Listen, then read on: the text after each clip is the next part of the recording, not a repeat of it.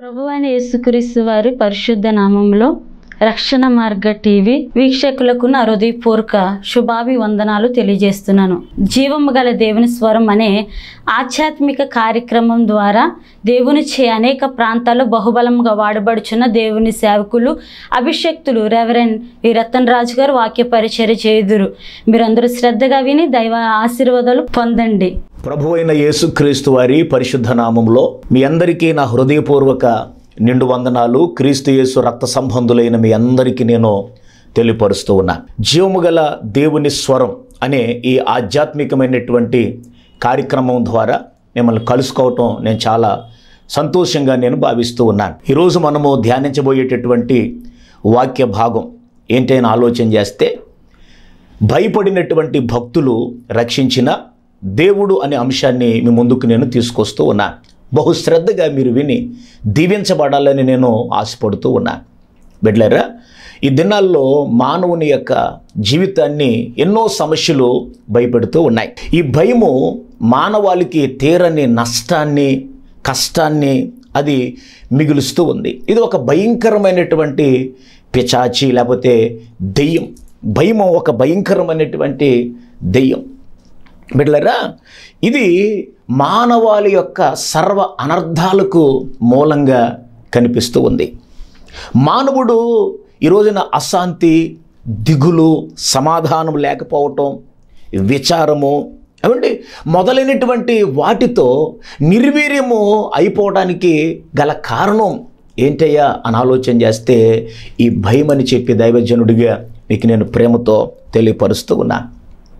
ఈ భయము మనిషిని ఒక అచేతనమైనటువంటి స్థితిలోనికి తీసుకుని వెళ్తుంది. అంటే కదలలేనటువంటి పరిస్థితుల్లోనికి. ఏమంటే ఏమి చెయ్యాలన్నా కూడా భయముతో ఉంటాడు. ఆ మనిషి విజయాన్ని పొందుకోలేడు. అపజయాల పాలుగా అతని జీవితము నిలిచిపోతూ ఉంది. బిడ్డలారా, ఇది నాటి నుండి నేటి వరకు ప్రపంచాన్ని అతలాకుతలం చేస్తుంది. ఏంటి అంటే భయం. ఇది కేవలం ఏదో పల్లెటూరులో ఉన్నటువంటి వారు భయపడుతున్నారు అనుకుంటే పొరపాటు. బిడ్డలారా, ఇది ఎక్కడి నుంచి మనం చూస్తే ప్రపంచాధినేతలు సహితము కూడా భయము గుప్పెట్లోనే వారు బ్రతుకుతూ ఉన్నారు. గమనించాలని దైవజనుడిగా మీకు నేను ప్రేమతో మనం చేస్తూ ఉంటూ ఉన్నాను. భయాలు రెండు రకాలు. చాలా జాగ్రత్తగా వినాలని దైవజనుడిగా మీకు నేను ప్రేమతో మనం చేస్తున్నా. చెప్పండి, భయాలు రెండు రకాలుగా ఉంటాయి.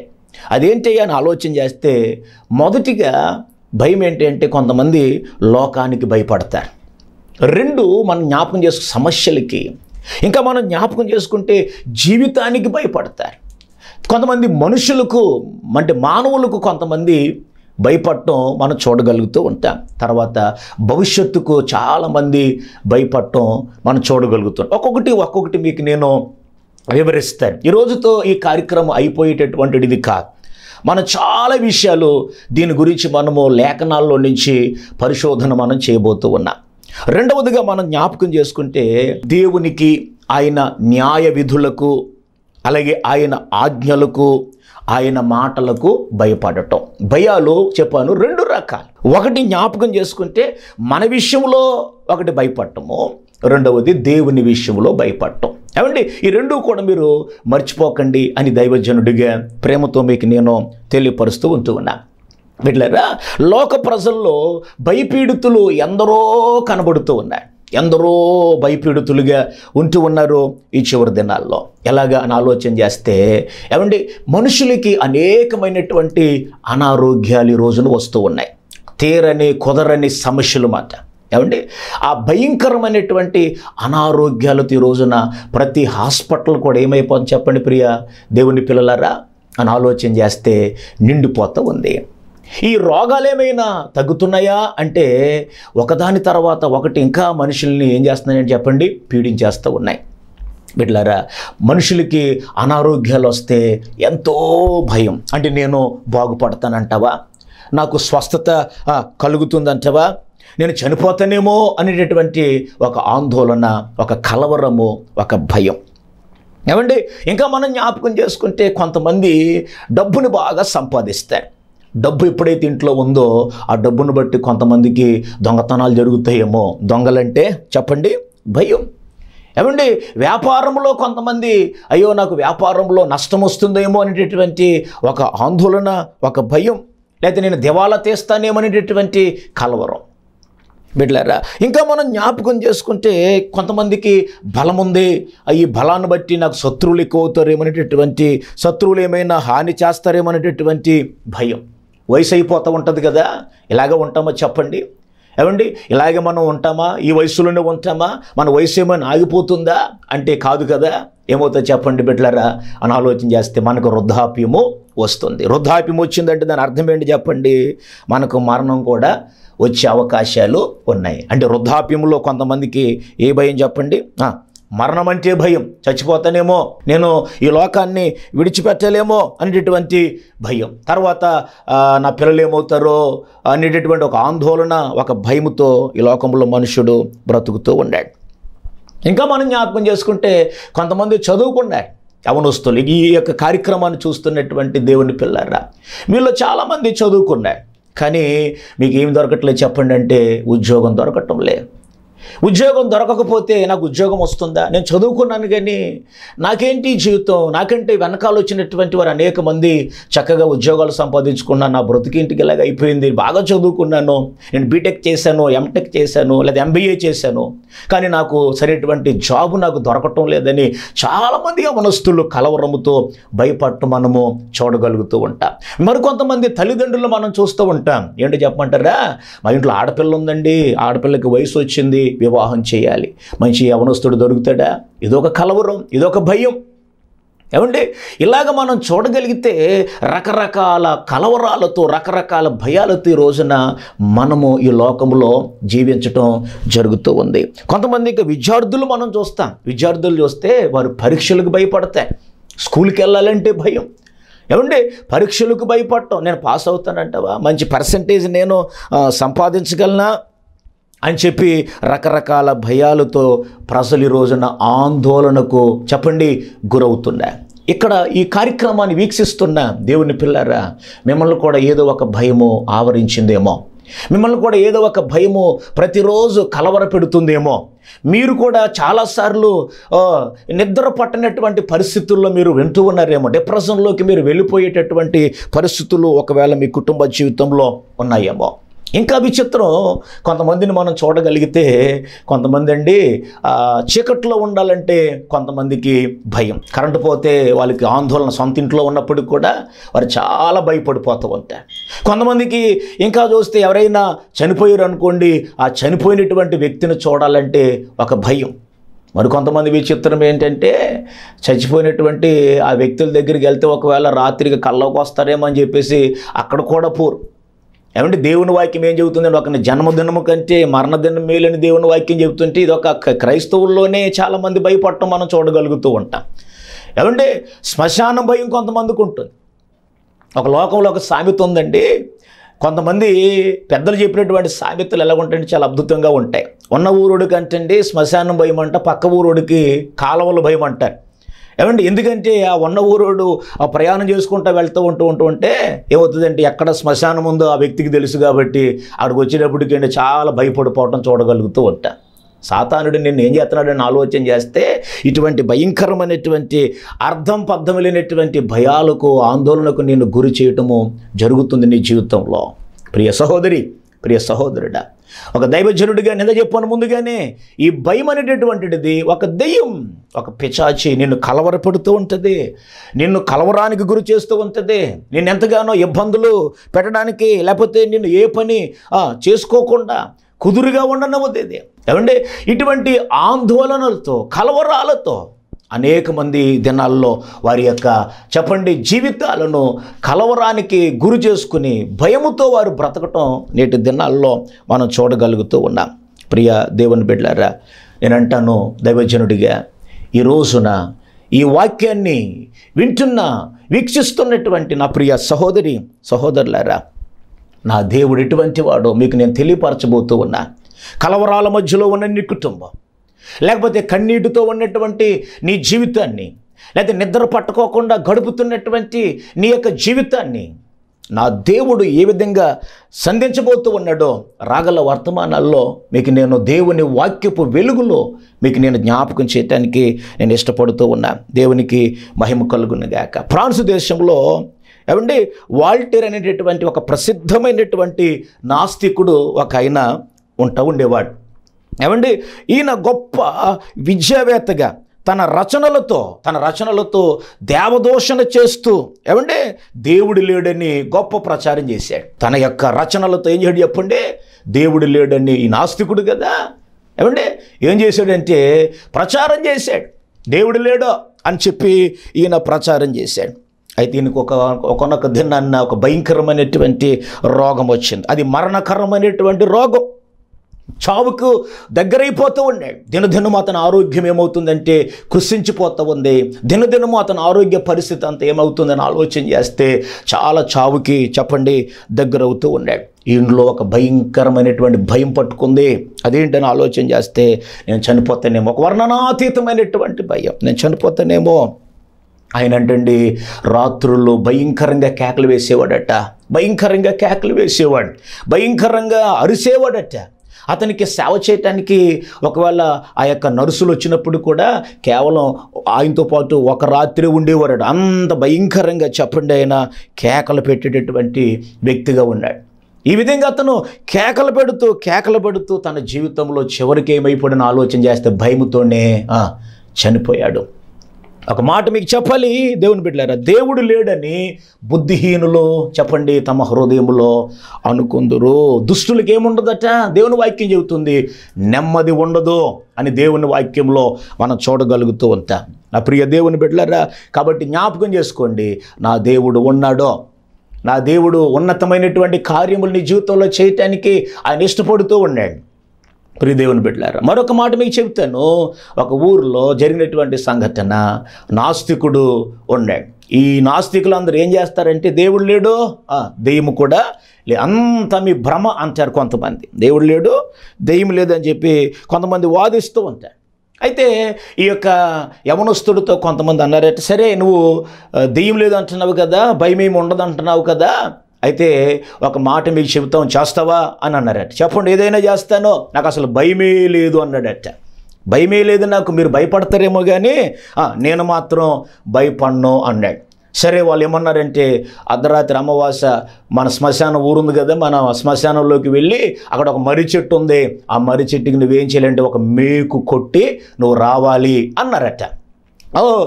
సరే చేస్తాను అని చెప్పి యవనస్తుడు నాస్తికుడు, దేవుడంటే నమ్మడు కదా, దెయ్యాలు ఉన్నాయంటే ఈ వ్యక్తి నమ్మడు కదా ఏమండి. కాబట్టి మీరు జ్ఞాపకం చేసుకుంటే అర్ధరాత్రి ఈయన బయలుదేరాడు. ఏమండి ఆ అర్ధరాత్రి 12 గంటలకు బయలుదేరి వెళ్తూ ఉంటే నిశ్శబ్దంగా ఉంది ఆ ప్రదేశం అంతా కూడా. అక్కడక్కడ ఏమవుతున్నాయండి, ఏదో చప్పుళ్ళు వినబడుతున్నట్లుగా ఈయనకి అనిపించింది. ఏమండి నిశ్శబ్ద రాత్రి బయలుదేరి వెళ్తూ ఉన్నాడు. ఏమండి లోపల మాత్రం ఈయనకు ఒక ఆందోళన ఉంది, ఏమో ఏం జరుగుతుందో అని చెప్పి బయలుదేరి అలాగే మొత్తానికి ఆ యొక్క శ్మశానం దగ్గరికి వెళ్ళాడు. ఆ శ్మశానంలో ఉన్నటువంటి ఆ మర్రి చెట్టు దగ్గరికి వెళ్ళాడు. మర్రి చెట్టు దగ్గరికి వెళ్ళి తనతో పాటు తీసుకొచ్చుకున్నటువంటి ఆ మేకు సుత్తి తీసుకుని దానికి కొడతా ఉంటే లోపల ఏమండి అతని జీవితంలో మీరు గమనించాలి, అతనికంటే భయం లేదని చెప్పి చెప్తాడు కదా, దెయ్యం లేదని చెప్తాడు కదా, దేవుణ్ణి కూడా నమ్మడు కదా. అయితే ఆ భయముతోనే కొడుతున్నాడు. పక్కేదో శబ్దాలు వినబడుతూ ఉన్నాయి ఈయనకి ఆ నిశ్శబ్ద రాత్రిలో. అయితే ఆయన దాన్ని కొట్టేసి వెనకకు తిరుగుతుంటే ఎవరో అతన్ని పట్టుకుని లాగినట్లుగా అనిపించింది. వెంటనే కేకలు పెట్టుకుంటూ ఇక్కడ దెయ్యం ఉందని చెప్పేసి కేకలు పెట్టుకుంటూ ఆ శ్మశానంలోంచి పరిగెట్టుకుంటూ వచ్చాడు. బాబోయ్ ఇంకేముందని నేను దెయ్యాలను లేవని అనుకుంటున్నాను కానీ దెయ్యం ఉందే, మన శ్మశానంలో దెయ్యం ఉందని చెప్పి కేకలు పెట్టుకుంటూ పరిగెడితే మరి ఏంటి నువ్వా దేవుని నమ్మవు కదా, లేదు దెయ్యం నిజంగా ఉంది అని చెప్పేసి అంటే ఆ ఉదయకాల సమయంలో మొత్తానికి ఆ ఊళ్ళో ఉన్నటువంటి కొంతమంది అవనస్తులు ఏంటి ఇలాగ అడిగాడు అని చెప్పేసి వెళ్ళి చూస్తే ఇంతకేం జరిగిందని ఆలోచన చేస్తే ఈ నాస్తికుడు బయలుదేరి వెళ్ళేటప్పుడు అండి లుంగి కట్టుకుని వెళ్ళాడు. ఈ భయముతోటే అతడు అక్కడికి ప్రయాణం చేసి వెళ్ళాడు కదా. చివరికి ఏమైందంటే ఈ యొక్క సుత్తి తీసుకుని ఆ మేకుకు చెట్టు కొట్టేటువంటి క్రమములు ఏమైందంటే ఇతని యొక్క లుంగికి దాన్ని కలిపి కొట్టేటప్పటికి ఏమైందంటే ఇతను వెనకకు తిరిగేటప్పుడు ఆ మేకుకు అది గుచ్చుకుపోయింది కాబట్టి అది ఊడిపోయిందన్నమాట. ఎవరో లాగినట్లుగా అనిపించింది దీనికి. ఇంకా ఏంటి చెప్పండి, భయంకరంగా కేకలు పెట్టుకుంటూ ఆయన ఆ శ్మశానంలోంచి పరిగెట్టుకుని వచ్చాడు. అంటే ఈరోజు నేను అసలు నాకు భయం లేదండి, నేను ఎక్కడ భయపడను, ఎవరికి భయపడను, నేను దేనికి భయపడను అని కొంతమంది అనటం చూస్తూ ఉంటా. అదంతా కూడా ఒట్టిది ప్రియ దేవుని బిడ్డలారా. కానీ దేవుని వాక్యం చెబుతుంది, ఏదో ఒక సమయంలో నీవు భయపడ్డావు. ఈ వాక్యం వింటున్నా నా ప్రియ సహోదరి, ఏదో ఒక సమస్య నిన్ను భయపెట్టింది, ఏదో ఒక అనారోగ్యం నిన్ను భయపెట్టింది, ఏదో ఒక ఆర్థిక ఇబ్బంది, అప్పులు నిన్ను భయపెట్టాయి, సమస్యలు నిన్ను భయపెట్టాయి, మనుషులు నిన్ను భయపెట్టాయి, ఒక కలవరముతో నువ్వు ఉన్నావు. నీకు భయం లేదని నువ్వు అనుకుంటున్నావేమో, ఒకవేళ నువ్వు పైకి ఒకవేళ నువ్వు మాట్లాడొచ్చేమో, కానీ గమనించు, నీ హృదయంలో కలవరాలు ఉన్నాయి, నీ హృదయంలో భయం అనేటటువంటిది ఉంది. ఈ వర్తమానం వింటున్న సహోదరి గమనించాలి, భయము మనిషిని కృంగదీస్తుంది, భయము మనిషిని అపజయాల పాలు చేస్తుంది, ముందుకు వెళ్ళనవదు. ఒక మాట మీకు చెప్పనా, మనకి కోవిడ్-19 వచ్చింది ఏమండి, కరోనా వైరస్. ఈ కరోనా వైరస్తో ఇన్ని వేల మంది, లక్షల మంది చనిపోయారండి, మీకు తెలుసు కదా. ఎంతమంది హాస్పిటల్లో లక్షల రూపాయలు వెచ్చించిన బ్రతికారా అమ్మా. ఈ వాక్యం వింటున్నటువంటి సహోదరి సహోదరులరా, మీ ప్రియులు కూడా కొంతమంది ఆ కరోనా టైంలో మీరు పోగొట్టుకుని ఉంటారు కదా. మీరు అనొచ్చు, ఎన్నో లక్షల రూపాయలు ఖర్చు పెట్టానండి పాస్టర్ గారు, ఎంతోమందిని మేము సంప్రదించామండి, కానీ నా భర్త ఈ లోకంలో లేడండి, ఆయన చనిపోయాడండి, నా కొడుకు చనిపోయాడండి, మా ఇంటి పెద్ద ఆయన చనిపోయాడండి అని మీరు బాధపడుతూ ఇప్పటికీ వారిని జ్ఞాపకం చేసుకుంటూ ఉన్నారు కదా. నిజమేనండి, అది భయంకరమైనటువంటి పరిస్థితులు, ఆ దినాలు ఎంత భయంకరంగా ఉన్నాయి. మరొకసారి జ్ఞాపకం చేసుకుంటే ఒకరిని ఒకరు చూసుకోలేని పరిస్థితులు కదండి అవి. ఎంత భయంకరంగా మనం గడిపాం, ఆత్మీయులతో మాట్లాడలేని పరిస్థితులు కదా అండి, ఈ గోడల కింద ఆ తెరలు కట్టుకున్న పరిస్థితులు కదా. కనీసం చనిపోతే వారిని చూసుకునే అవకాశమైన దొరికిందా మనకి చెప్పండి. ఎవరో తీసుకొచ్చి లాక్కెళ్ళిపోయారండి, ఎవరో తీసుకొచ్చి ఏమండి ఆత్మీయులు కూడా చూడలేని పరిస్థితులు కదా. ఎవరో తీసుకొచ్చి ఆ డాక్టర్లు కానీ లేకపోతే కొంతమంది మున్సిపాలిటీ వాళ్ళు తీసుకొచ్చి కప్పెట్టేశారు కొంతమందిని. చాలా విచారం, చాలామంది లక్షల మంది ప్రపంచంలో చనిపోయారు. అయితే ఒక మాట మీకు చెప్పాలి, ఎందుకు ఈ మాట చెప్తున్నాను చెప్పనా, చాలామంది అంటండి వైద్యము అందక చనిపోవటం కంటే కూడా భయముతోనే చనిపోయారండి. కరోనా వైరస్ రాకపోయినా నాకు వచ్చేసింది, నాకు ఊపిరాటలేదు అని చెప్పి చాలామంది అంటే చెప్పిన మాట అంటే చెప్పిన భయముతో చచ్చిపోయారు. భయము మనిషిని చంపుతుంది. కాబట్టి మీరు జ్ఞాపకం చేసుకోవాలి దేవుని బిడ్డలారు. బైబిల్లో ఒక మాట మనం చూస్తూ ఉంటాం, భయపడుట వలన మనుషులకు ఏమొస్తుందట, ఉరి వస్తుందని చెప్పి లేఖనం సెలవిస్తూ ఉంది. ఒక మనిషి అంటే భయపడితేనంటే ఏమొస్తుంది అని ఆలోచన చేస్తే ఉరి.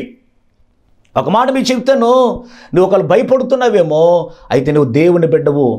ఈ యొక్క సమయంలో ఈ వాక్యము వీక్షిస్తున్నటువంటి సహోదరి, నువ్వు భయపడుతూ ఉన్న ఏ సమస్యకో, అయితే ఇదిగోండి దేవుని వాక్యాన్ని మీకు నేను జ్ఞాపకం చేస్తున్నాను. ఏంటో చెప్పనా, నీవు ఆరాధిస్తున్నటువంటి దేవుడు, నేను సేవిస్తున్నటువంటి దేవుడు నీకు నాకు ఒక మంచి వాగ్దానం ఇచ్చాడు పరిశుద్ధ గ్రంథంలో.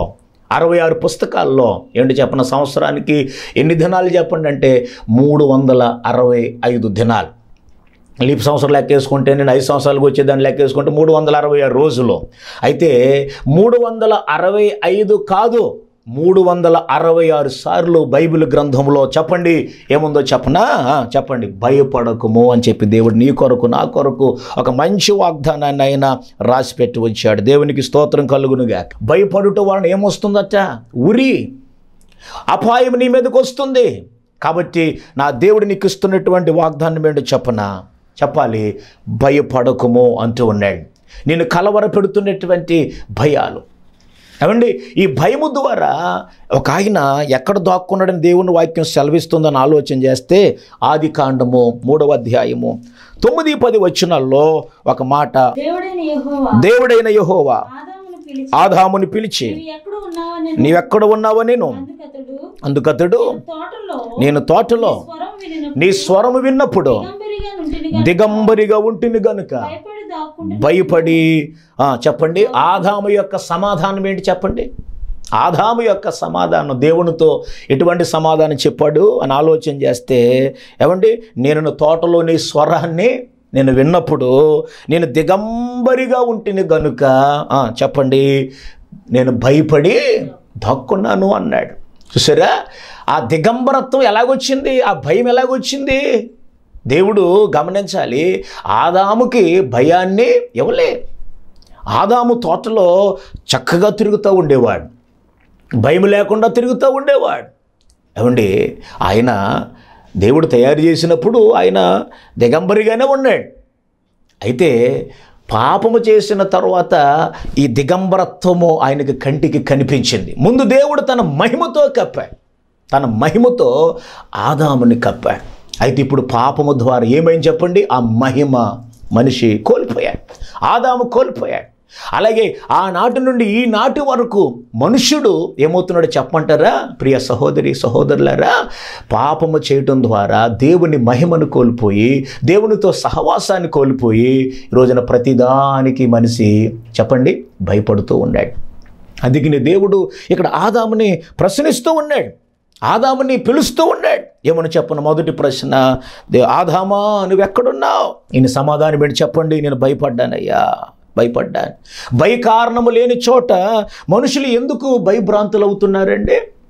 దేవుడు ఉన్నాడని మనం చెప్పుకుంటాం కదా, దేవుడు ఉన్నాడని చెప్పుకుంటాం. అయితే మనలో ఏదో తెలియనటువంటి భయాలు నన్ను కృంగదీస్తూ ఉన్నాయి. నేను చెప్పాను కదా, దేవుని పిల్లలు కూడా భయపడుతూనే బ్రతుకుతూ ఉన్నాం. దేవుడు ఉన్నాడని మనం అనుకుంటూ ఉన్నాం. అయితే దేవుని బిడ్డలారా, ఏదో ఒక కలవరం నేను భయపడుతుంది. ఈ వాక్యాన్ని చూస్తున్నా నా సహోదరి, నువ్వు ఎక్కడున్నా సరే, నువ్వు ఏ దేశంలో ఉన్నా, ఏ ప్రాంతంలో ఉన్నా, ఈ వాక్యం చూస్తున్నటువంటి వీక్షిస్తున్నటువంటి ప్రియ సహోదరి, నిన్ను కలవరపెడుతున్న సమస్య ఏదో ఉంది, నిన్ను కృంగదీస్తున్నటువంటి సమస్య ఏదో ఉంది. నీ కుటుంబాన్ని లేకపోతే నీ పిల్లలను కలవరపెడుతున్న భయాలు ఏదో ఉన్నాయి. మనుషుల సమస్యల, అనారోగ్యమా, ఇబ్బందులా, లేకపోతే అధికారులను భయపడుతూ ఉన్నారా? దేనికి నువ్వు భయపడుతున్నావో నాకైతే తెలీదు. అయితే ఇందా చెప్పాను కదా, నా దేవుడు నీకు వాగ్దానం ఇస్తున్నాడు, భయపడకము. అందుకనే దావీదు కీర్తనల గ్రంథంలో చెప్పినటువంటి మాట 31వ కీర్తన 13వ చరణాన్ని ఒకసారి మనం చదవగలిగితే, అనేకులు నా మీద దురాలోచనలు చేయుచున్నారు, నాకు ప్రాణహాని చేయుటకు యోచించుచున్నారు, వినబడుచున్నది, నలుదిశల నాకు భీతి కలుగుచున్నది. యెహోవా నీ యందు నేను నమ్మిక ఉంచి ఉన్నాను, నీవే నా దేవుడవని. గమనించాలి, దేవుని యొక్క వాక్యము దావీదు ఇలాగ మనకు సెలవిస్తూ ఉన్నాడు. ఏంటి చెప్పు? నలుదిశలా నాకు భయాలు, నలుదిశలా నాకు కలవరాలు నన్ను కమ్ముకున్నాయి. అయితే నేను నీ మీద ఆనుకుని ఉన్నాను. దేవా నీవే నా దేవుడువు అని చెప్పి ఆయన ఎంత స్పష్టంగా ఇక్కడ ఆయన మరి మాట్లాడుతున్నాడు. ఒకసారి మీరు ఆలోచన చేయాలి. నాకు కలిగినటువంటి భయములన్నిటి నుండి ఆయన ఏం చెప్పండి తప్పిస్తూ ఉన్నాడు. అలాగే 34వ కీర్తన 4వ చరణంలో కూడా మనం చూడగలిగితే అక్కడ కూడా ఒక మాట, నేను యెహోవా యొద్ద విచారణ చేయగా ఆయన నాకు ఉత్తరం ఇచ్చాను, నాకు కలిగిన భయములన్నిటిలో నుండి ఆయన నన్ను తప్పించెను. Praise the lord. లేఖనం సెలవిస్తూ ఉంది, ఆయన నాకు కలిగినటువంటి భయములన్నిటిలో నుండి ఆయన నన్ను తప్పించాడు. ఈ యొక్క కార్యక్రమాన్ని వీక్షిస్తున్నటువంటి దేవుని పిల్లరా, దేవుడు గొప్పవాడు. నీకు కలిగిన ప్రతి భయాన్ని ఆయన తప్పించడానికి నేను ప్రకటిస్తున్నటువంటి దేవుడు సమర్థుడు. ఆయనే నజరేయుడైన యేసు నీ జీవితంలో ఉన్నతమైనటువంటి కార్యములో జరిగిస్తాడు. అమెరికా దేశాన్ని పరిపాలించినటువంటి నాయకులు ఎంతోమంది ఉన్నారు. వారిలో చాలామందిని మనం ఒక మంచి పరిపాలకులుగా చెప్పుకుంటాం. అందులో ఒక ఆయన అబ్రహాం లింకన్ గారి గురించి మీకు బాగా తెలుసు. ఏమండి, ఈ మాటలు ఏ కీర్తన 31 13వ వాక్యము, అలాగే 34 4వ చరణాన్ని ఆయన చదివినప్పుడట ఆయన ఎంతో ఆదరణ, నెమ్మది పొందుకున్నాడు. Praise the lord. ఎందుకంటే శివులు వారు భయముతో అనేక మంది విలవలలాడి గుండె చెదిరినటువంటి సమయంలోనంట ఈ అబ్రహాం లింకన్ గారు ఈ వాక్యాలు విని ఎంతో ధైర్యాన్ని ఆయన పొందుకోగలిగాడు. ప్రియ దేవుని బిడ్డ, సహోదరుడా, ఈ యొక్క సందేశము నీ కొరకే ప్రభు నిన్ను బలపరచడానికి ఆయన మాట్లాడుతూ ఉన్నాడు. కలవరాలు ఉన్నాయా? భయపడుతూ ఉన్నావా? ప్రభు దగ్గరికి రా, ప్రభు దగ్గర ఆనుకో, ప్రభు మీద నీ యొక్క భారాన్ని ఆయన మీద మోపు, నీ కలవరాలు ప్రభుకి చెప్పు. ప్రభు ఇది ఫలానా సమస్య నన్ను కలవర పెడుతుంది, ఫలానా ఇబ్బంది ద్వారా నేను ఇబ్బంది పడుతూ ఉన్నా, మనుషులు నన్ను ఏం చేస్తున్నారంటే నన్ను భయభ్రాంతులను చేస్తున్నా, ఈ విధంగా నేను ఈ విధమైన సమస్యలతో నేను ఉన్నాను ప్రభా, నన్ను ఒక్కసారి జ్ఞాపకం చేసుకో, నా యవ్వన కాల జీవితాన్ని ఒక్కసారి జ్ఞాపకం చేసుకో, నా భవిష్యత్తు నీకు అప్పగిస్తున్నాను ప్రభా అని నువ్వు గనక దేవుని సముఖంలో ఈ వాక్యాన్ని చూస్తూనే నువ్వు గనక ప్రార్థన చేసుకోగలిగితే నా దేవుడు సమర్థుడు, నీకున్న ప్రతి భయము నుండి నిన్ను ఆయన విడిపించునుగాక, నీకు నెమ్మది ఆయన కలుగు చేయునుగాక, నీ కలవరములను దేవుడు తొలగించునుగాక, సమాధానముతో నా దేవుడు నిన్ను నింపునుగాక, పరిపూర్ణమైనటువంటి ఆరోగ్యమును నా దేవుడు నీకు ఆయన అనుగ్రహించునుగాక. ఈ మాటలు విన్న మీ అందరినీ దేవుడు సమృద్ధిగా ఆశీర్వదించి బలపరచునుగాక. మీ అందరికీ వందనాలు. దేవుడు మిమ్మల్ని అందరినీ దీవించునుగాక.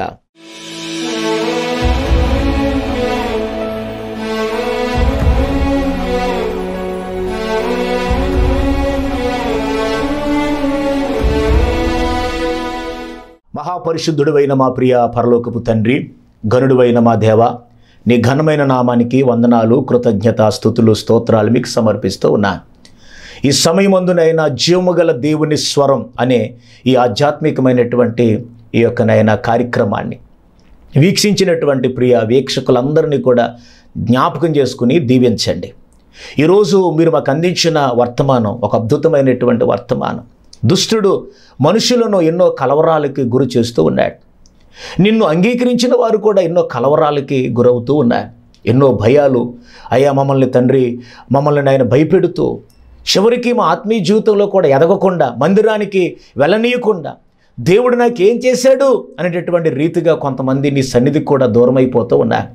రవి, అనారోగ్యాలు కావచ్చు నాయన, అప్పులు కావచ్చు నాయన, లేకపోతే నాయనా ఈ లోకంలో ప్రభువా నేను చదువుకున్నాను కానీ నా జీవితంలో నాకు ఒక మంచి స్థితి లేదు, నా వ్యాపారంలో ఎన్నో కలవరాలు అని చెప్పి ఎంతోమంది రకరకాలైనటువంటి భయాల చేత సతమతమవుతున్నటువంటి ప్రియ బిడ్డలందరినీ మీకు అప్పగిస్తూ ఉన్నాం. నజరేయుడైన యేసు శక్తి కలిగిన నామంలో నాయన బిడ్డలను మీరు విడిపించండి, వారి భయాలు మీరు తొలగించండి, బలహీనతల నుంచి విడిపించండి, కుదరని అనారోగ్యముల నుంచి వారిని విడిపించండి.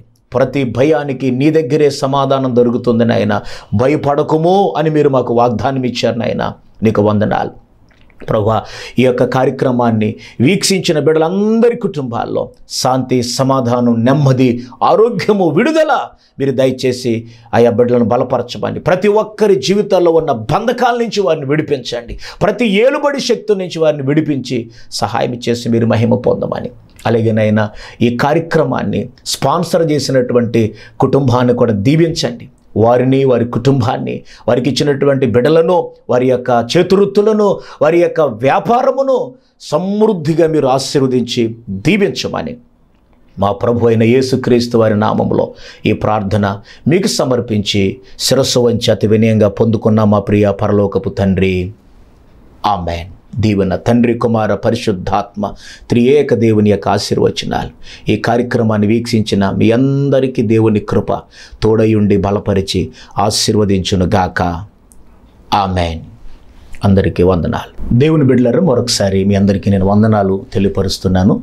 మీరు చూచినటువంటి ఈ యొక్క కార్యక్రమం మీకు ఆశీర్వాదకరంగా మీకుందని మీరు భావిస్తే కనుక రాగల దినాల్లో ఈ కార్యక్రమం ముందుకు కొనసాగించడానికి మీరు ముందుకొచ్చి ఈ కార్యక్రమాన్ని మీరు బలపరచాలని మీకు నేను ప్రేమతో మనవి చేస్తున్నాను. మీ ప్రార్థన అవసరతలు కానీ, అలాగే ఈ కార్యక్రమాన్ని ఎవరైతే మరి స్పాన్సర్ చేయాలనుకుంటున్నారో అటువంటి వారు ఎవరైనా ఉంటే కనుక కింద కనబడుతున్నటువంటి మా యొక్క నెంబర్కి మీరు ఫోన్ చేసి మమ్మల్ని మీరు సంప్రదించవచ్చు. ఆ విధంగా మీరు దేవుని పనిని మీరు ప్రోత్సహించాలని, అనేక మందికి మీరు సువార్త వ్యాపకంలో మీరు కూడా పాలుభాగస్తులుగా మార్చబడాలని మరొక మారు మీకు నేను తెలియపరుస్తున్నాను. మిమ్మల్ని అందరినీ దేవుడు సమృద్ధిగా దీవించునుగాక. ఆమేన్.